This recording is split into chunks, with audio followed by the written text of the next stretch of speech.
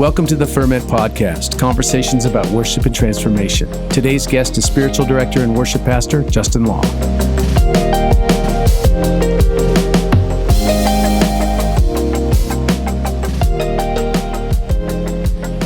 Justin Law, what up, my dude? Hey, good to be here. Hey, welcome back to the pod. Yeah, I got let back in. That's right. You were episode 2? Yeah, I think so. Episode 2. So you're like original Ferment. Yeah, that is a badge of honor. That's right. I do. I love it. I love the podcast. I'm so glad about what it's become. So. Yeah, it's its own little. We have a little online community in Vineyard Worship, and it's here in the States, but it's also there's the Brits. They listen to the pod and they come on the pod, and we've got this little thing happening. Yeah. Hello to everybody. Hello to everybody. All right. So you were foundational. You're OG Ferment. But there's probably going to be some people who are listening to us today who are like, I haven't listened to all of them, and I don't know who Justin Law is. So why don't you just give us a quick rundown? Who are you? Where are you from? What's happening in your life? That kind of thing. Yeah, I'm from Minnesota, born in northern Minnesota, where they make Arctic Cat snowmobiles. And then you need them up there. You do. You got to have them. My dad was a Methodist pastor. Yeah. And we moved to Austin, Minnesota, southern Minnesota. Yeah. Where Hormel and Spam is based. Well, you need canned meat. You do. I don't know. I mean, yeah. I think I've had Spam myself. Yeah. Maybe. Listen, Justin, I've only ever had Spam in Hawaii. It's a huge thing there. I didn't know. I got there. I went to Hawaii. So maybe lots of people probably know this. Probably a lot don't. I got to Hawaii and everywhere there's just Spam. They're like, and the first way I had it was Spam sushi. I've heard of it. That's hilarious. Yes, I've had it. So was it good? Yeah. I mean, it's not the first thing you'd order, right? No, I hope not. Especially when you're in Hawaii and you can have any fruit and any fish. But, I looked at it on the menu and I thought, you only get so many chances in life to have Spam sushi. So you swing the bat when the pitch comes. Oh, you've got to do it. So I grew up there. Yeah. And my dad was a Methodist pastor there first, and then ended up planting the first Vineyard Church in Minnesota. Yeah. So that was like middle school for me. Yeah. I went to school in Twin Cities. I went to college there. What'd you study? Psychology. Yeah. At some point along the way, you became a Vineyard Worship leader. I did. I did not think that was going to happen. I kind of hoped, in a way. I got really excited about just Vineyard Worship was a huge deal to me. Coming out of, like, my dad's favorite instrument was a pipe organ. He was kind of like intense about it in a very cool way. Yeah. He loved he had like a big sound system, but he'd play like Virgil Fox plays the classics or something like that. And when we got into the Vineyard, then all of a sudden it was your world keyboards. opened up. Yeah, it was keyboards and guitars and things. And that was the first time that I went, well, maybe I could be involved in worship in some way. I knew I wasn't gonna, play the pipe organ. Yeah, it wasn't my calling. Right. Yeah. But I couldn't play the guitar at that point either. So I was a very frustrated, wannabe musician. I loved music, but I couldn't play. I had started trying to play guitar in middle school, and it just didn't make sense. I was terrible. And part of my story is giving up on that. Yeah. So I went all the way through college and kind of quit going to church and stuff for a while in there. Just seeing what would life look like if I wasn't known as a pastor's kid or even as like a Christian. I remember telling God, I was in the hallway of my dorm room and in my dorm that I was in. And I was just like, God, you probably have what I need, but I'm just not real happy with my life. So I'm just like quitting.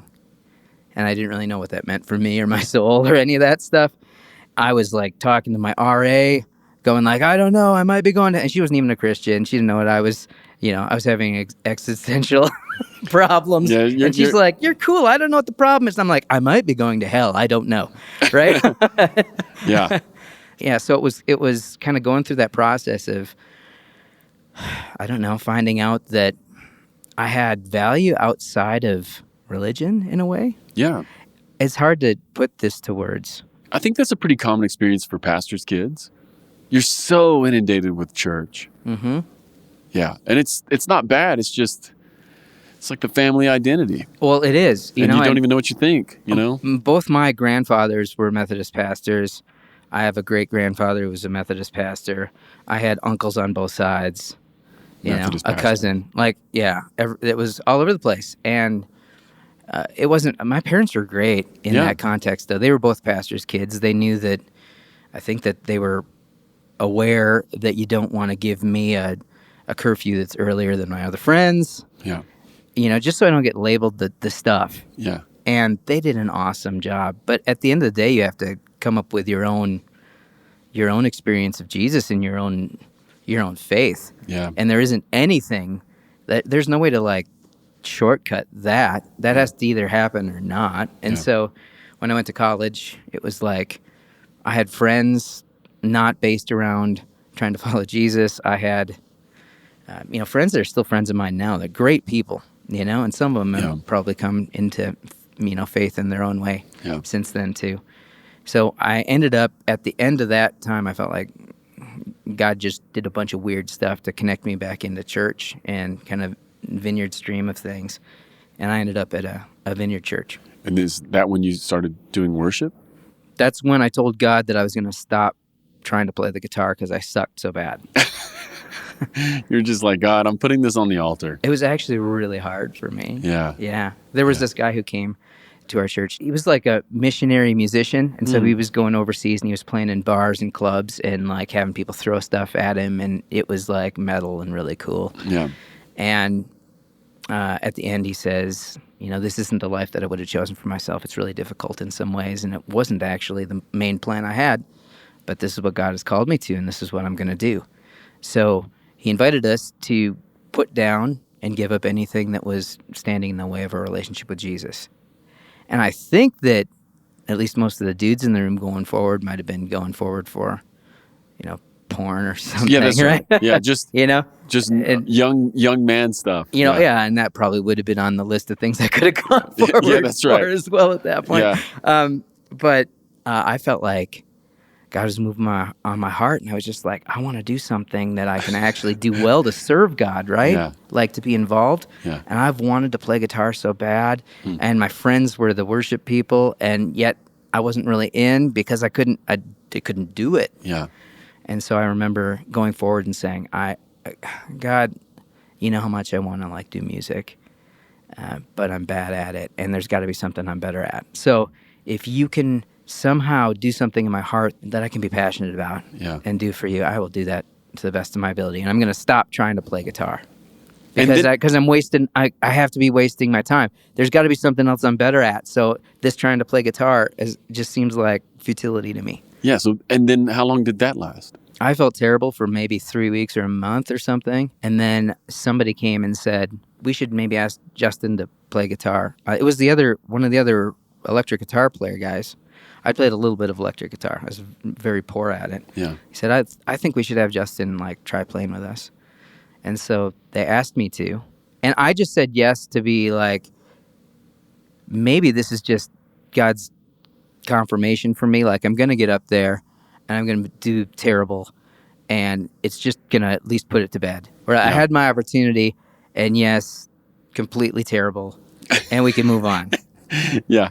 And I was bad. I mean, I remember we got to I knew the G and the C and the D and the E minor. That I remember one song had a A minor seventh, and I didn't know what that was, so I kind of took a break. Yeah, just a chord break. Right. I thought for sure that was it, but they asked me to play the next week, and something started to change or happen.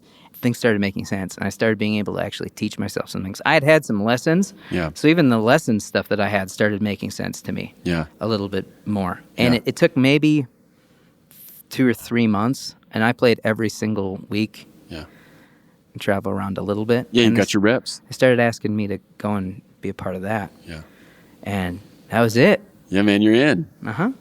Yeah, well, that's an interesting story because Justin, my experience of you is, the way I know you is, you're Justin Law and you make records all the time.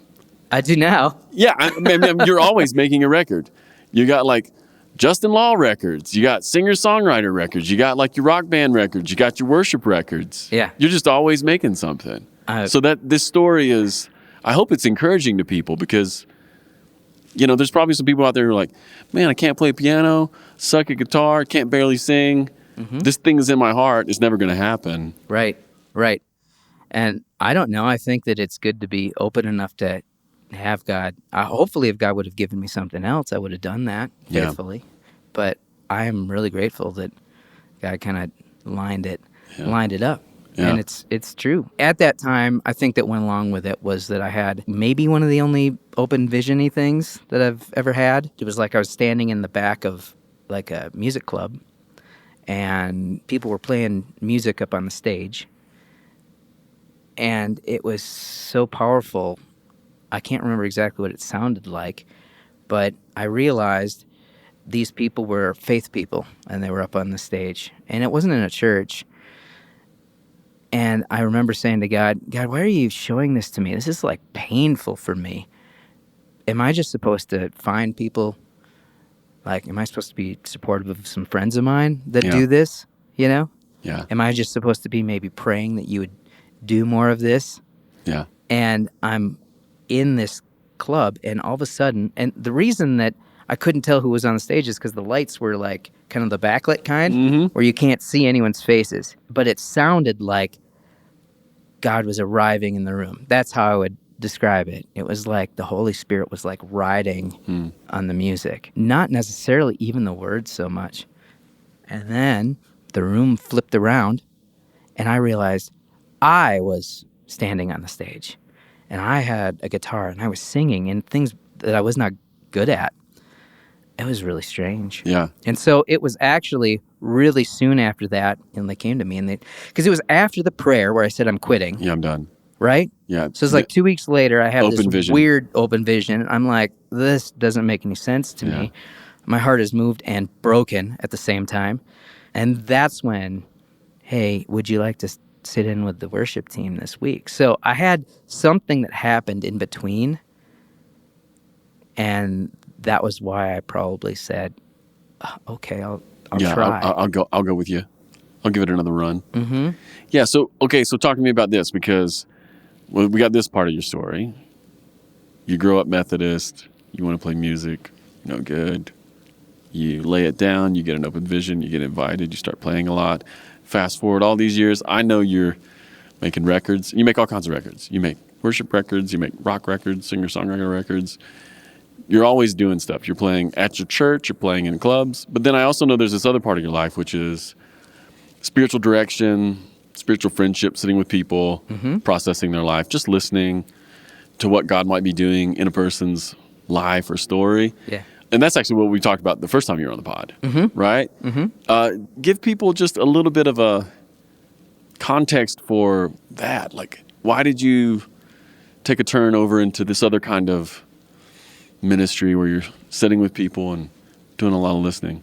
I think some of that just happened organically out of who I am as far as the sitting with people. I just really liked sitting with my friends talking about stuff, talking about the real stuff of life. Yeah. So there's probably something in me that was there before. I think I just have decided that I want to keep growing all the time.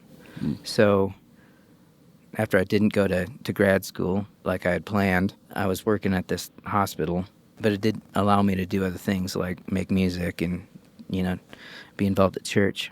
And so I took Vineyard Leadership Institute. When Vineyard Leadership Institute, I did some classes that way. Yeah. Just because I was starting to say, well, I would like to be trained in knowing how to do ministry. I grew up watching it, and I think you kind of show up with a bunch of awareness of things that other people don't have an opportunity to be aware of. I'd seen how people are, I'd seen under the, behind the curtain, under the hood, however you want to look at that. But I knew that I wanted to grow my skills. Yeah.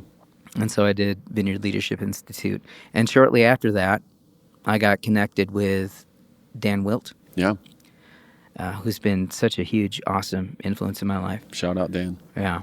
And so I ended up doing my master's studies at St. Stephen's University in Canada. And that schooling had worship studies and spiritual formation component.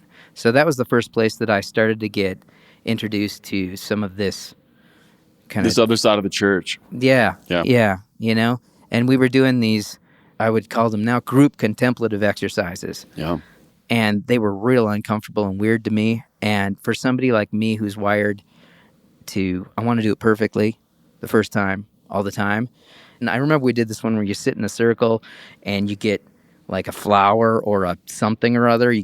And then the instruction was something really vague, like when it seems time, go to the center of the room and place your piece. You know, and you're almost like building this little art installation. But I was so uncomfortable. But I remembered it for the rest of my life. It was actually powerful and did something in me.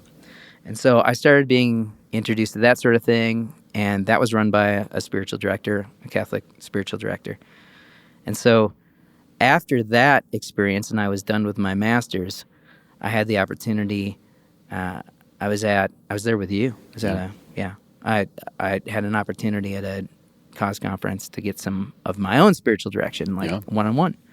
That connected me with Dave Nixon. And then I decided, because I went out to lunch with him and stuff, and then it just turned into actually going into training to be a spiritual director. Well, this is what I love in the story so far. One of the little threads that I keep hearing in your story is there's this curiosity, there's this desire to keep growing.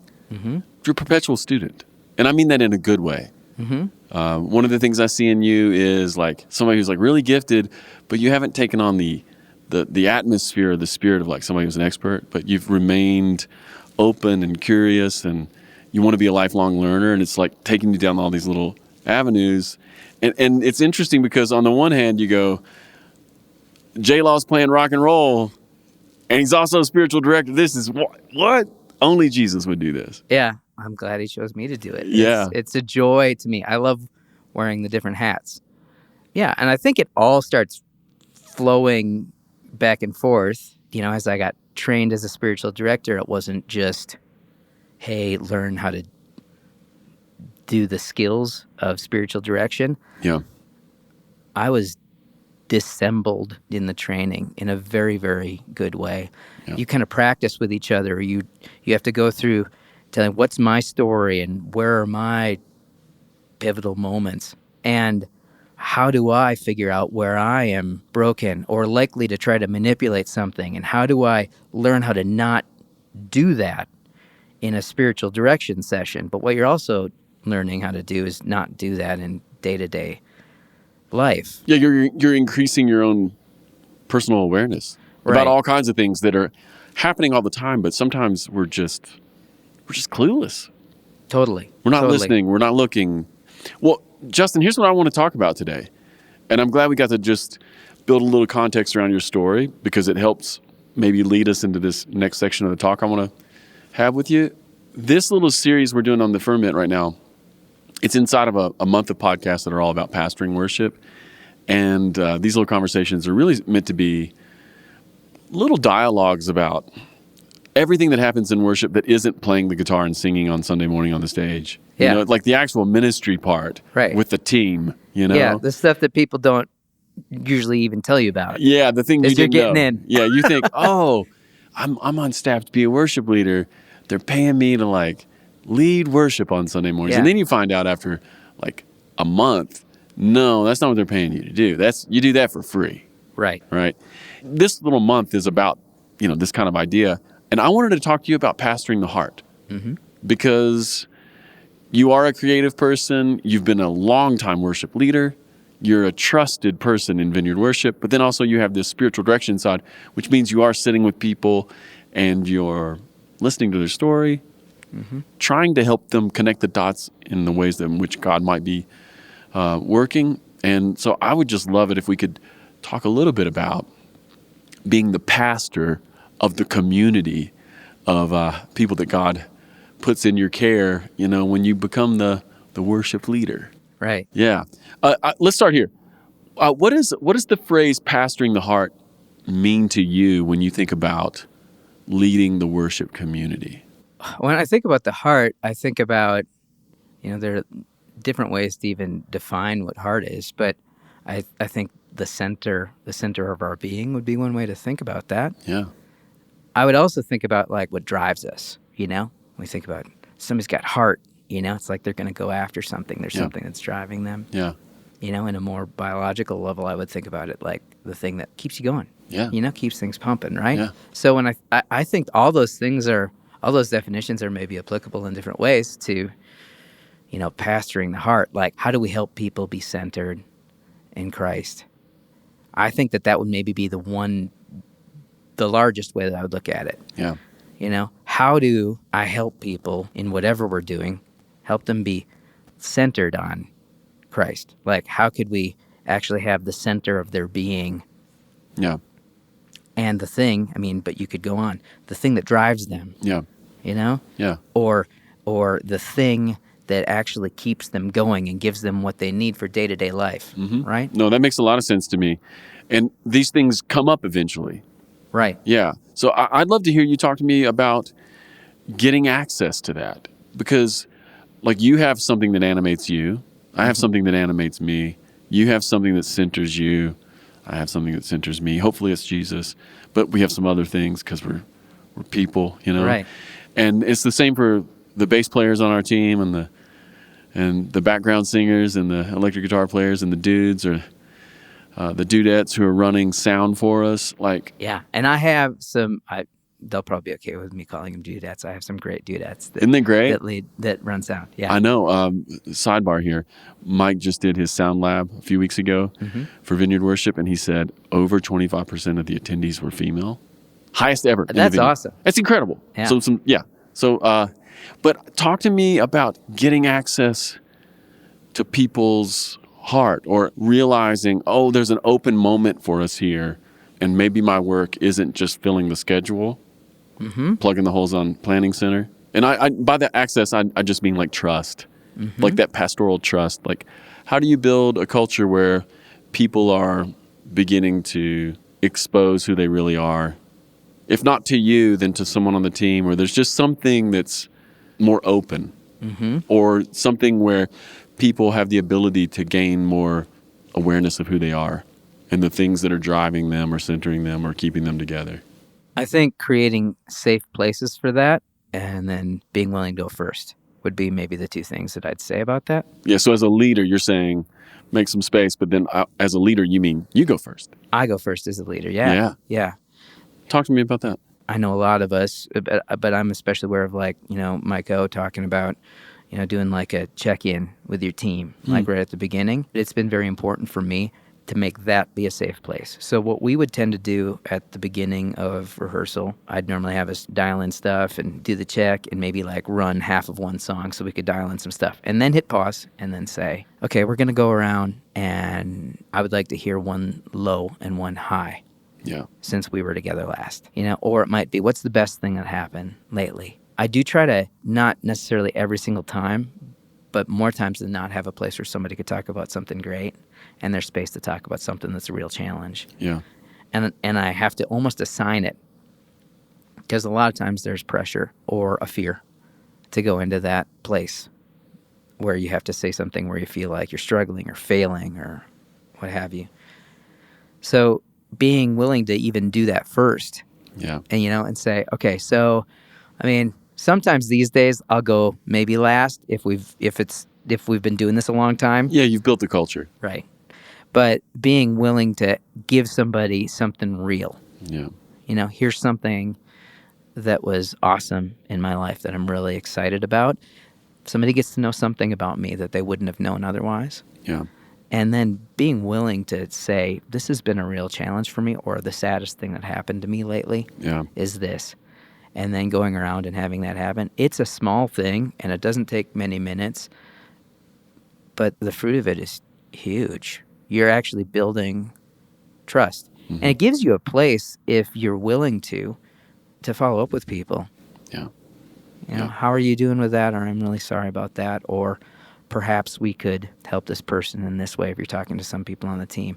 Now, what started happening recently, after doing this for a long, long time, it's been awesome to see. I do a lot of texting. So I go out of my way communication-wise So we would do our set lists and, we use worship team. So we put it in there. I'd send it out, but I'd also text everybody at the same time and say, hey, here it is. I'm looking forward to the week.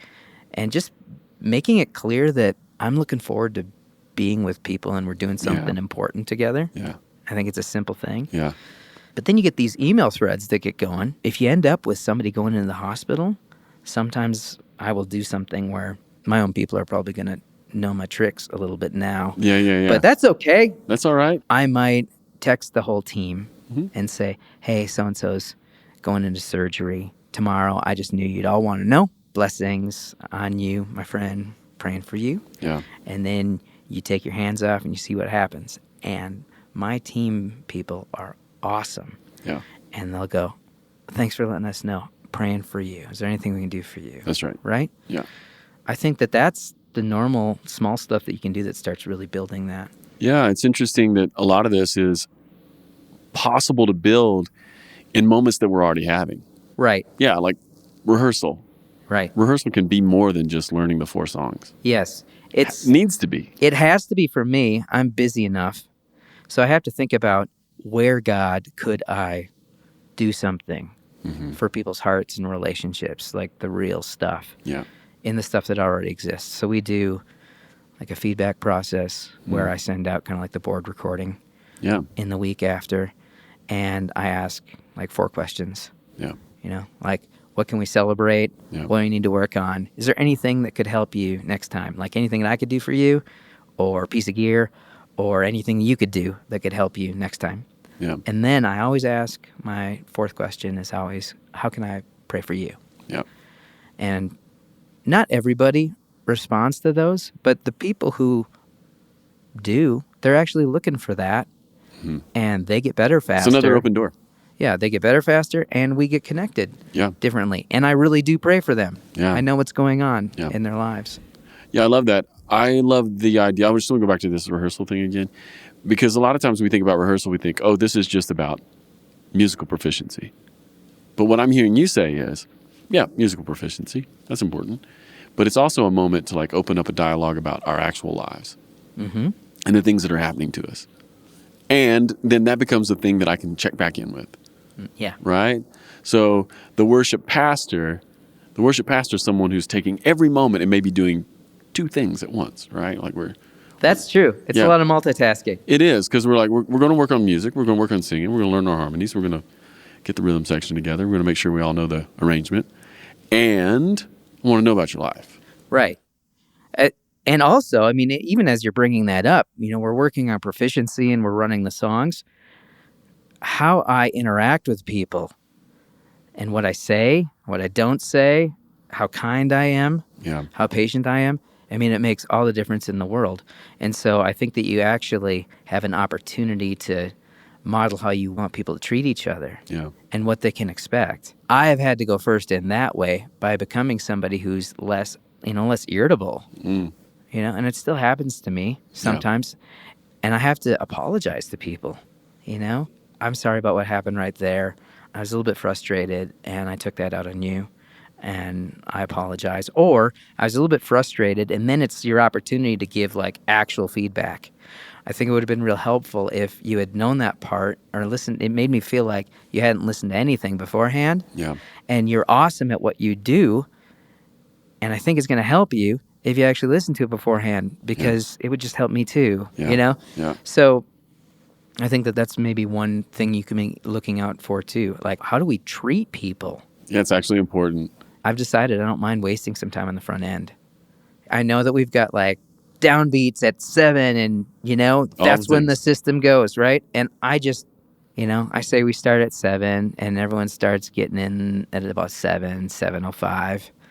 And we probably don't get going until like 7:30. Yeah. You're just doing that friendship check-in thing. Because if it's downbeat and everybody get your stuff ready, I mean, and by the way, it's great if you do it that way and it works for you, and if you find a different way to do this, just in my context and how I do it. I like when people walk in and people say, "Hey, how's it going?" Yeah. You know, or somebody comes in a few minutes late. I have been chronically late for a good portion of my life, and I've really been working on it. I'm much less likely to be late. But I have the opportunity if somebody comes in a few minutes late and I know how life really is, I have an opportunity to be like, "Hey, it's really good to see you." And, Yeah, show a little grace. right.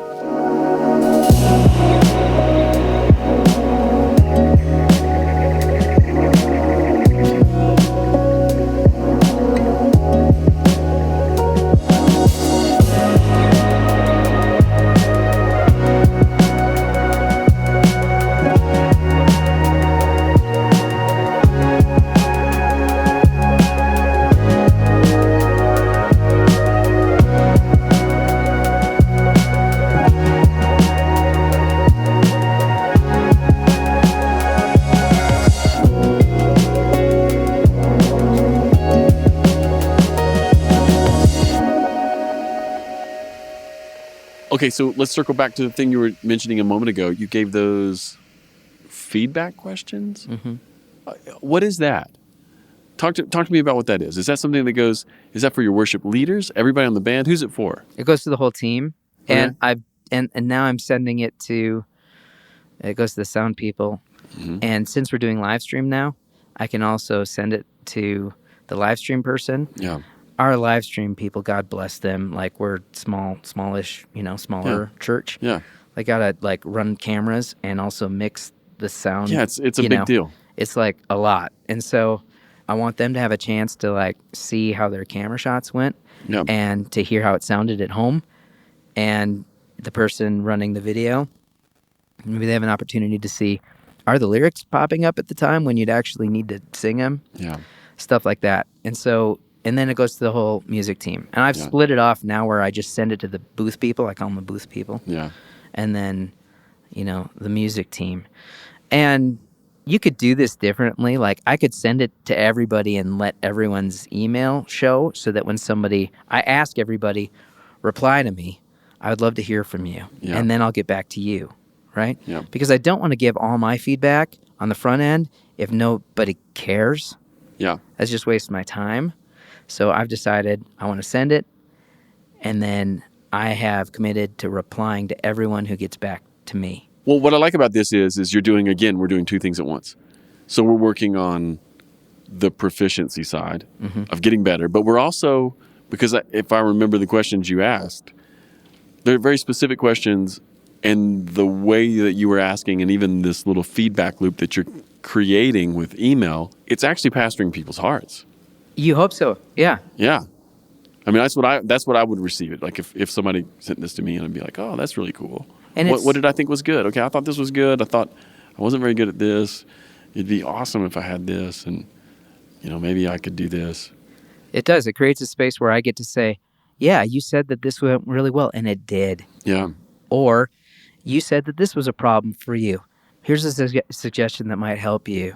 Or you were taking this upon yourself, but I think in the larger picture, this was actually maybe something that happened somewhere else in the band that put you in a place where you weren't prepared. Yeah, not yours to carry. Or in some cases, somebody's like, yeah, I couldn't hear, or blah, blah, blah. And I get to say, well, the sound person is kind of doing the mix, and different sound people mix this differently. Yeah. And we just all need to have grace for each other. Yeah, that's it. Yeah, that's again, it's another one of those examples of like doing two things at once that really builds our teams. Okay, so let me ask you about this. Talk to me about things that a lot of musicians deal with. I'm thinking about like insecurity. Just like any creative person, I think, gosh, a lot of us feel insecure, especially maybe at the beginning, and maybe even after we get pretty good. And I'm air quotes here. Yeah. Like maybe after we're pretty good at whatever it is we do. Maybe we're a great musician. Maybe we're a great singer, a leader. We can still often carry fairly profound insecurities around with us. For sure. So talk to me about overcoming insecurity or pastoring people who are just walking with, just issues of significance and where their significance comes from. Talk to me about how you think about that. Yeah. This stuff is so close to home for me. Mm-hmm. I know that other people see me differently than I feel on the inside.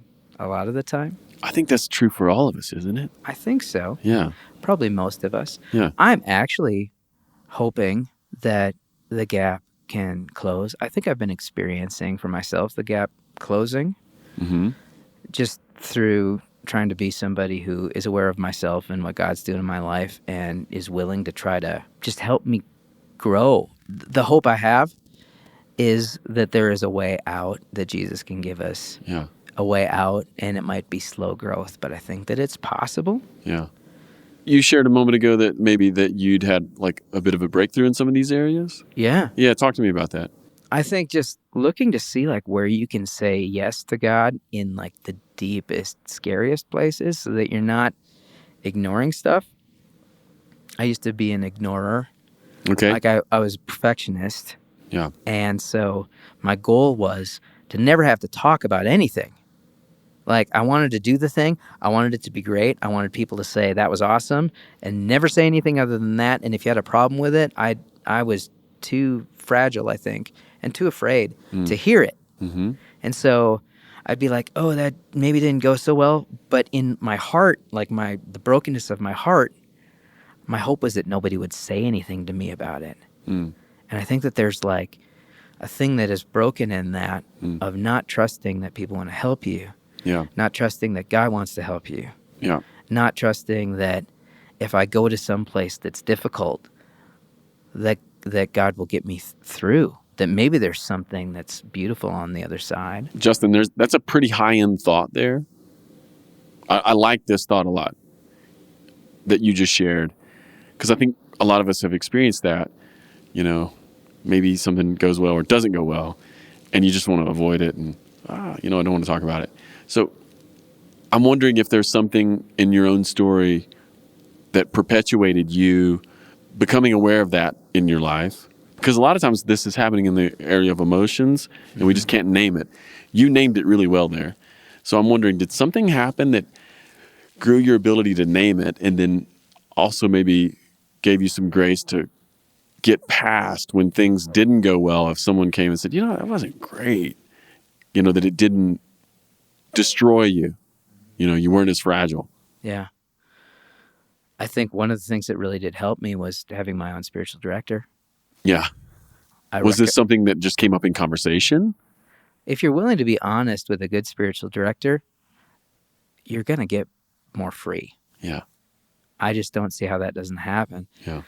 And I had a great spiritual director for he was quite a bit older than me. Yeah. Retired guy. He was a pastor and a professor at a local college and stuff. And he had all these experiences that were so helpful to me. And he would, just at the end, he would say he would call me young man a lot. Even as I'm experiencing feeling as far as society goes,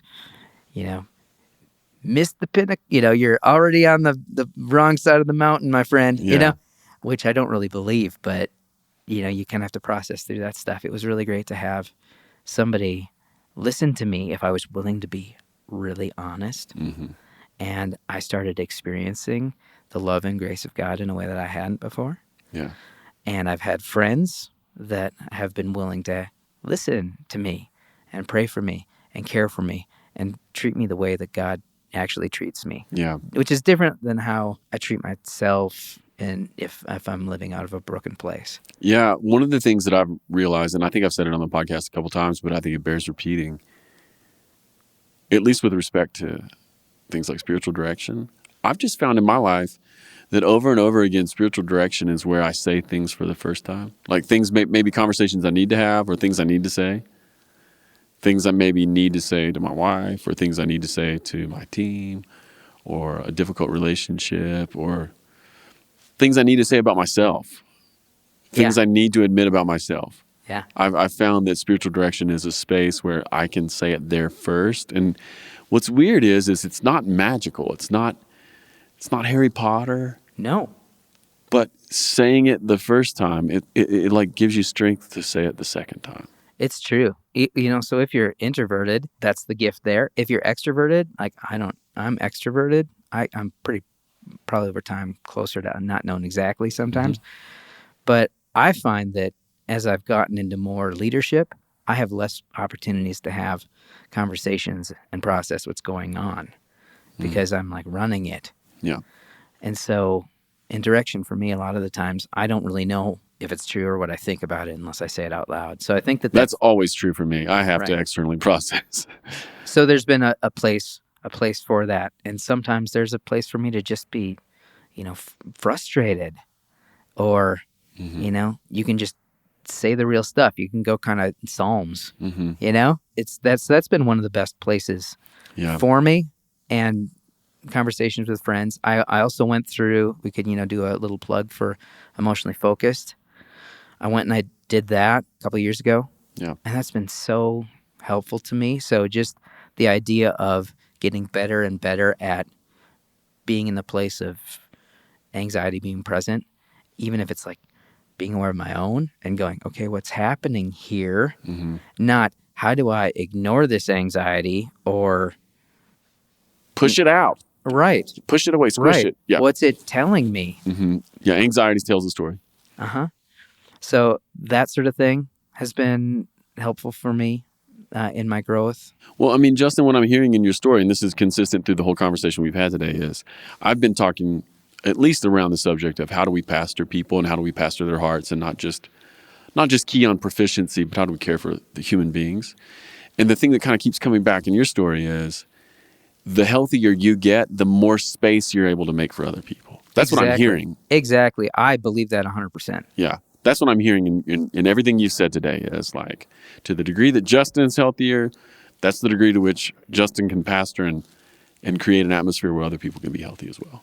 I think that that's 100% true. How can the gospel be true to me? Yeah. How can I know Jesus? How can I be okay with who God's made me to be? Because I just don't see how it works otherwise, I want my team to know who they are in Christ, and you better know. Don't. Yeah, you better know, right? Yeah. Yeah, amen. This has been about a year ago. I had a little moment with my spiritual director. It was really great because it kind of cuts to the chase on a bunch of stuff. We had talked about some things. It felt like the first half of our conversation was random. It just felt so random, right? Then the second half, all of a sudden we drop into this thing where I find myself maybe saying something for the first time and processing a little bit of this and that. And then right before we press the space bar to like end the Zoom call or whatever, my spiritual director says to me, he says, "Hey, Adam, can I give you a fatherly word?" I'm like, wow, bro, that's why I'm here. Are you kidding me? Give me the fatherly word. He goes, yeah, this is probably not exactly pure spiritual direction, but I feel like I need to give you a fatherly word. I'm like, yeah, what is it? He goes, Adam, you work really hard and you are really impressive. Is that what you want on your tombstone? Wow. Right? I'm like, oh, this landed on me and was like, oh, that's right. And so we ended up having this much longer conversation. We stayed on for another half hour because it opened up this thing of, I'm still carrying this desire to be impressive. I want to look good for other people. The thing we were talking about earlier in this conversation. I want to look good. Yeah. I want to praise the Lord. Yeah, I want to worship Jesus. And I also want you to tell me when I get off this stage that I was good, Right. And it's interesting how that space allowed a conversation that brought some new awareness. And, man, I'm 43 years old and I've been carrying versions of this around with me. But as soon as I can name it, now I can begin to see it for what it is, give it to God, give myself grace, grow. And then what's interesting is I've had more grace for other people that I'm leading who are stuck in performance, insecurity, the things they can't see, right? Yeah. All of a sudden, I'm able to have grace for it and to have like a little toolkit. And it's not even like I've got buttons to push, but it's like who I am is something different. Yeah. And is able to pastor and meet them where they're at. Right. You've got more grace for it, and you also have, whether we call it like authority, or you've got the experience of, it's like, hey, you should really deal with that area in your life that's a problem right now. I wouldn't know anything about it. Yeah. Or I think I know where you're at in this way. Yeah. And there's hope, you know? Yeah. Amen. Amen. Hey, why don't we land here? There's a bunch of worship leaders listening to this, and they have teams, and they're probably like, oh, I want to be a better pastor. And I think there's some things in our conversation that they can instantly just put to work. Some of them might be thinking, maybe I need to process my life with someone, like a spiritual director. Can you talk to people about what that might look like? Just as a leader, what is the rhythm there? Like once a month, every other month? Like give people some idea of what might be helpful in order to like begin to work out the issues of their life. Yeah. I mean, as I understand it, and, when people are doing direction with me, it's normally we're getting together once a month Yeah. for about an hour. Mm-hmm. You need to have enough time in between to actually live life. It's not necessarily that more is better when it comes to something like spiritual direction. The goal is, as a director, we're trying to like connect people to their source, awareness of themselves and awareness of God and what God is up to and what they can say yes to. Yes. There can be a tendency, like when somebody comes and starts spiritual direction, they think that it's like, I'm going to direct their lives. And I get the title of being Justin, spiritual director. Just tell me It's what like, to do. What should I do? And I get it. I want people to tell me what to do a lot of the time. It seems easier and better. Yeah. But yeah, it's like trying to develop that thing in ourselves. So that would be what you'd be kind of going for, right? So, if you're going through like a really intense time or you've got like a time limitation about a decision you need to make or something, maybe you'd want to say, hey, could we meet a little bit more consistently? Because there's probably more going on and more life being lived with the intensity of your situation. Mm. But it would look like that. It would look like sitting down with somebody through, Zoom or in person. Hopefully you find a director who treats you like Jesus does, to the best of his or her ability, and asks you good questions and allows you the space, maybe even to say a prayer in a safe place where it's still sometimes hard for me when I'm talking about something I've got a different director now these days because I'm going through the exercises of St. Ignatius of Loyola. So I'm doing every week right now because there are like prompts every single day. Yeah. It's like it's a commitment. It's been super good for me. Mm-hmm. I wouldn't start right there. Yeah. But it's having like a space and trusting this person where you can like say what's actually true, like the real you. I always like to be in that place where somebody maybe for the first time says, this is actually how I feel. This is what I want, right? Whether it's a good thing to want or not, but that's like a good starting place. Yeah. Because God can't meet the you that's you should be because that person doesn't exist. And God probably isn't all that interested in being with the person you will be in 1 year today. I think that that's like an impossibility because of our human limitation, right? So just expecting that it's like, what is actually true right now? How can be aware of like what actually is going on right now? How can we learn to trust that God knows how to communicate with us and that God's like talented enough to actually let us know what our opportunity to say yes to is. And that's such a gift. Even hearing you explain it, it's like, oh. And I've experienced some of that, but just hearing it, I'm like, oh yeah. Yeah. And it's a gift. And it's not electric every single time. It's like leading worship. If you're leading on a Sunday morning, that every week or every service you do isn't like amazing. But if we're in this for the long haul and if it's worth doing.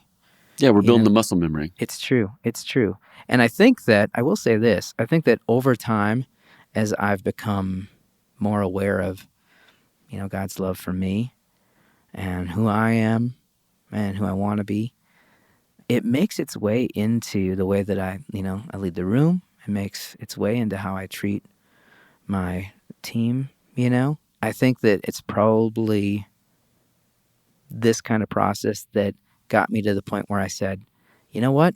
If everybody canceled on me this week, some of this is a skill thing. Like, can you lead the set like all by yourself, right? Yeah. And I skill-wise got to the point where I realized, yes. And the things that freaked me out about maybe the band not being as big or, what if everybody cancels on me, had a lot more to do with, is it going to sound the way that I feel like I'm putting on pressure on myself that it should sound? Yeah. Or do I have some sort of unspoken about idea of the expectations that my staff mates have for me, So I've gotten so much better at like do I need to have a conversation about this to put this to bed? Yeah.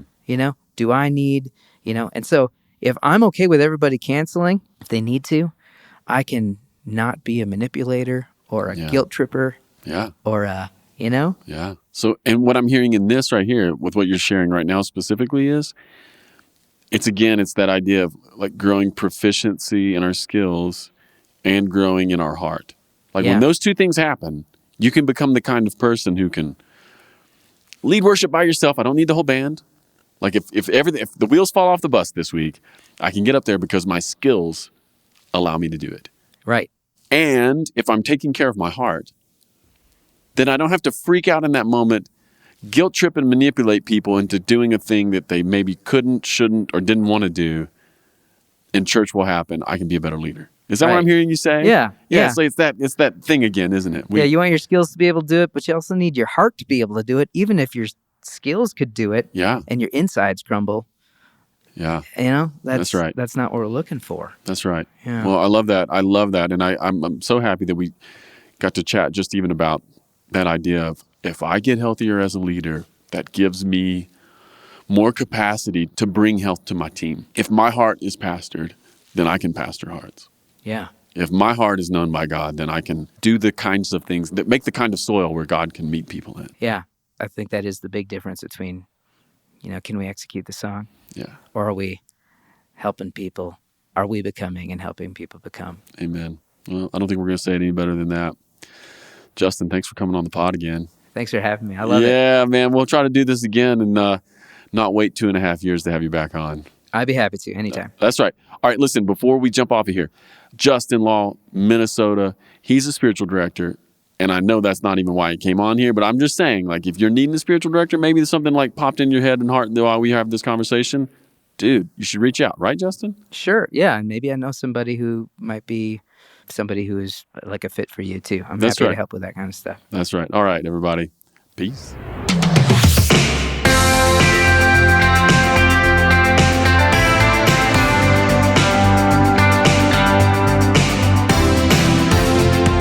Hey everyone, Casey Corum here, producer of the podcast. Thanks for listening. As always, if you've been enjoying the podcast, here's a few ways you can help us. First of all, leave us a review on the podcast platform of your choice. This helps more people find us. Also, connect with us on social media. Instagram at the Ferment Podcast and Twitter at FermentCast. All right, everyone, thanks for listening. See you next week. Peace.